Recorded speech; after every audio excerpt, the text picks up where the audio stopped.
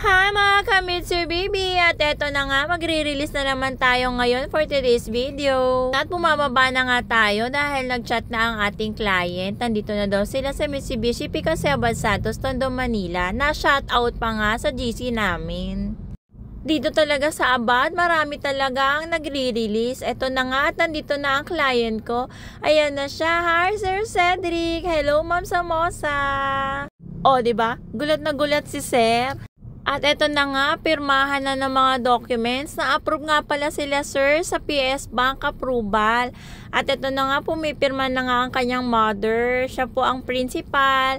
Dahil meron pong business si mother, kaya na-approve po kagad. Ang requirements lang po ni mother is DTI at ITR with AFS with 3 months bank statement. Siyempre, may 2 valid ID din nakasama. At eto na nga, nasa cashier na ako. Inaantay ko na lang ang mga resibo ng down payment nila, sir.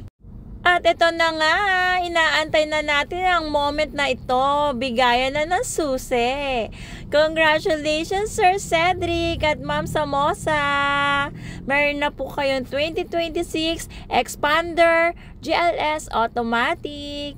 O diba, walang sawa talaga. Lahat talaga kailangan kompleto ang pamilya pag magpapapicture. Syempre, moment nila ito eh.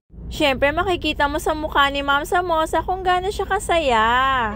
At eto na nga, i-check na nila ang loob ng Expander GLS Automatic 2026.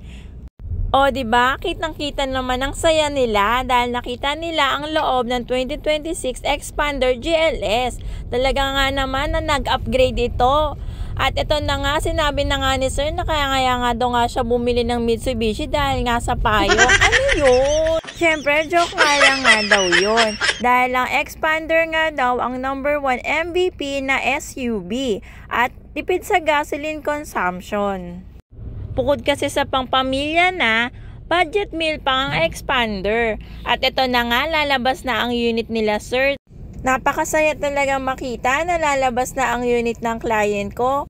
Kaya sa mga gusto pong mag-apply, ako po si Leilani Mendoza, your sales consultant na tutulong sa inyo. Dito po sa Mitsubishi Picasebal Santos, Tondo, Manila. Sa mga gusto pong mag-inquire at magtanong, maaari nyo po ako makontak sa contacts na makikita nyo po sa screen. Andyan na po ang TikTok, Instagram, Viber, Telegram, at WhatsApp.